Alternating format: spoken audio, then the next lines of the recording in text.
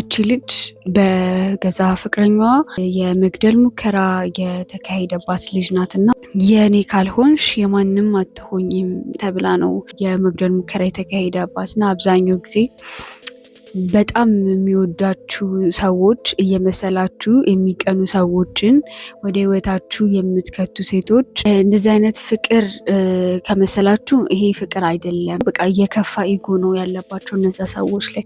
እናንተ ከነሱ እንድትርቁ አይፈልጉም፣ ነገር ግን አይለቋችሁም። ላይክ ናርሲሲስት ፐርሰናሊቲ ያለባቸው ሰዎችም ናቸው።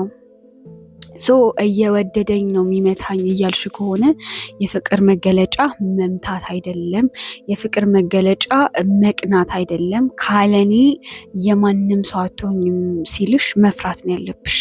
እና እንደዚህ ፍቅር እየመሰላችሁ እያላችሁ ወይም እየኖራችሁ ካላችሁ ከነዛ ሰው ጋር እነዚህ አይነት ሰዎች ጊዜ ነው የሚጠብቁላችሁ እንጂ እናንተን ከማጥፋት ወደኋላ አይሉም።